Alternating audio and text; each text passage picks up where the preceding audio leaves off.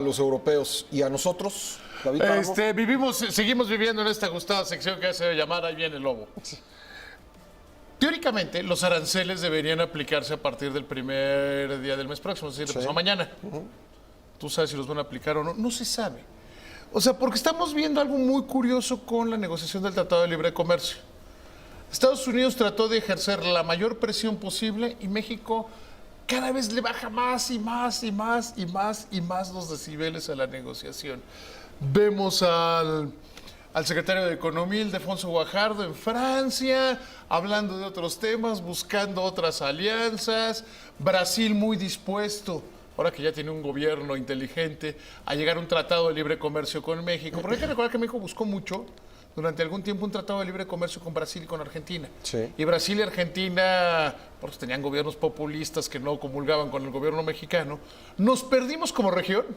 Imagínate qué sería hoy la posición negociadora de México, Brasil y Argentina de cara al TPP y de cara a Estados Unidos, las tres principales economías de América Latina, y se hubiera sumado Colombia, sin duda. O sea, imagínate un tratado de libre comercio México, Colombia, Brasil, Argentina y sería poderosísimo. Entonces se pierden eso. Teóricamente van a empezar los aranceles. Hoy Chrystia Freeland, la ministra de Exteriores, y que es la que negocia el Tratado de Libre Comercio, si Estados Unidos quiere poner aranceles, que ponga los aranceles, pero seguimos pensando en que vamos a tener una buena negociación del Tratado de Libre Comercio.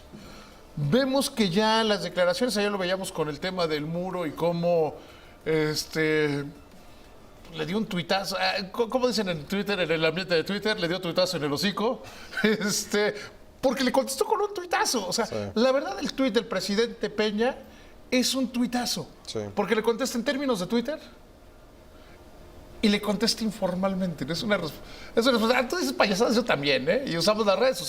Sí. Porque México lo que le está mostrando es, no voy a llegar a un acuerdo en tus condiciones. ¿Quieres que negociemos un tratado? O sea, ¿quieres cambiar este tratado? Ponme algo sobre la mesa. Porque México ya se dio cuenta que Donald Trump no tendría modo de salirse. Es decir, me salgo. Sí. Se acaban los republicanos en la elección de medio término. No, porque además los estados republicanos son los que más ganan con el tratado. Primero porque legalmente tendría problemas, ¿no? Ya se sí. Tampoco es tan fácil. No, tampoco es tan fácil. Y luego políticamente, pues sería un suicidio en estos momentos. Sí, o sea, imagínate que fuera a decirle a los estados productores agrícolas, los de maíz, o a los estados... a Texas. O a Texas. Oye, ya se acabó el Tratado de Libre Comercio con México.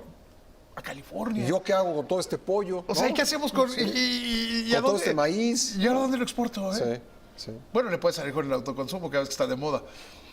Pero lo que estamos viendo es ese cambio de posición. El gobierno mexicano diciendo, ¿quieres un tratado? Tengamos un tratado. Pero para que tengamos el tratado, nosotros pusimos, antes de que empezara la negociación, que no empezó hace un año, sino en agosto, nosotros dijimos, vamos a ganar algo. O sea, la única manera de revisar lo que tenemos es si en el camino obtenemos una ventaja. Y esto es en un entorno de especial fortaleza de la economía mexicana. Seguramente tú recuerdas cuando, a principios de este sexenio, cuando daba a conocer el INEGI el crecimiento del PIB trimestral, que siempre tenía que haber, que incluso el entonces secretario de Hacienda, Luis Videgaray, convocaba automáticamente a reunión al día siguiente de que el INEGI daba a conocer para ratificar o rectificar la estimación del crecimiento de la economía. Y todo el mundo hacía unos dramas horribles cuando Hacienda y Banco de México salían, porque además siempre pega también con el informe trimestral de Banco de México, que los dos disminuían la estimación del crecimiento de la economía mexicana.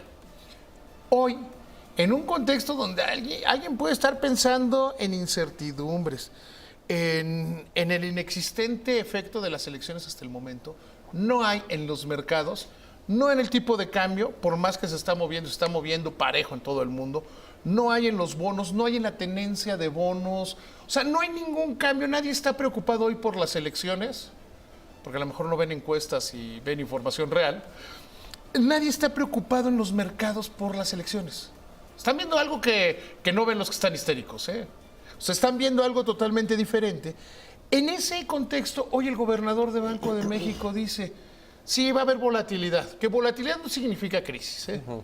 Va a haber volatilidad en la medida que se acerquen las elecciones, pero la economía funcionó mejor durante el primer trimestre de lo que la Junta de Gobierno de Banco de México esperaba, y por lo tanto no cambia la estimación, pero sí la pone en revisión positiva. Dice, mantenemos nuestra estimación de que la economía mexicana va a crecer entre el 2 y el 3%, pero es muy importante la declaración del gobernador del Banco de México, pero podríamos superar este rango. ¿Qué se está viendo? Se está viendo que la economía mexicana, a pesar de que muchos están preocupados, está siendo una economía muy fuerte. No existe esa dicotomía entre que los motores internos y los motores externos. Pero no puedes entender una economía como la mexicana. No, bueno, los últimos datos de la exportación son muy buenos, ¿no? Pero independientemente, si los datos de exportación son buenos de economía en la región, ¿qué te gusta? Tomamos, por ejemplo, ¿qué te parece Puebla? Si Volkswagen está exportando mucho, pues la economía de Puebla se ve beneficiada, los restaurantes, los centros de servicio, toda la economía. Entonces, es la economía en su conjunto. Entonces, lo que tenemos que ver es que la economía está llegando al final de este sexenio con el periodo más largo de crecimiento del que tengamos datos. 34 trimestres consecutivos de crecimiento en la economía mexicana, y que hoy la perspectiva de Banco de México, que además al Banco de México le pagan, y eso es importante destacarlo, le pagan por ser pesimista. Alguien dice que la Secretaría de Hacienda es el acelerador y el Banco Central es el freno. Sí, o sea, el Banco de México es el que siempre, cuando todo el mundo esté en la fiesta, dice, oigan, modérense. Porque la función del Banco de México es mantener la estabilidad de precios. Y después ser el banco de bancos y el cuidado del sistema financiero. Pero el mandato constitucional es mantener la estabilidad de precios. Y en ese contexto, Banco de México prefiere que la economía no crezca a que crezcan los precios. Este dato que doy Banco de México es muy parecido al de la OCDE. OCDE dice, mejora sus expectativas de crecimiento para América Latina, básicamente 2,5 para México, ¿no? 2,8. 2,8. ¿Qué es el promedio de la región? Dice, el crecimiento de la región va a estar entre 2,5 y 2,8, y México va a crecer 2,8. México es de los países que va a estar en la parte de arriba de la tabla. Un crecimiento similar al que le calculan para Estados Unidos. Y la recuperación de América Latina, de acuerdo con la OCDE, tiene que ver con que Brasil y Argentina van a comenzar a salir de los problemas en los que están metidos y el pesadísimo lastre que tiene Venezuela, ¿no? Pero lo que se está viendo es un entorno económico bastante favorable, y a lo mejor esa es la reflexión con la que nos deberíamos quedar. ¿Qué vemos? Los datos duros de la economía. Vemos un tipo de cambio que se mueve, como se están moviendo todas las monedas, Las 10 principales monedas se están moviendo más.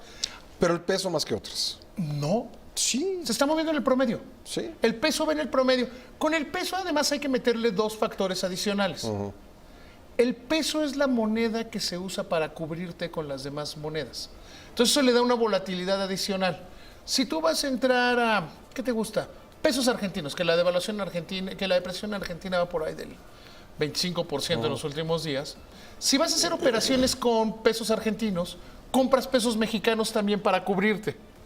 Porque si el más grande refugio de valor son los dólares, para los mercados emergentes el refugio de valor, la moneda fuerte, es el peso mexicano. Después sigue el yuan y siguen algunas otras monedas. Pero entonces tiene una volatilidad adicional a eso. Pero se ha movido con todos. La tenencia de bonos, las tasas de interés en México siguen prácticamente sin moverse. Y la tenencia de bonos de extranjeros, que ese es un indicador, cuando la gente habla y salen por ahí noticias, es que se han ido 8,000 millones de dólares. Pues a lo mejor es el rebote del programa de repatriación de capitales, no es una corrida, porque si hubiera una corrida disminuiría la tenencia de bonos por parte de extranjeros y siguen el 60%. Entonces yo lo que estamos viendo es que a lo mejor no hay que ver tanta drama electoral, hay que ver más datos duros. Pascal, David, gracias. Nos vemos mañana, que te vaya muy bien. Gracias.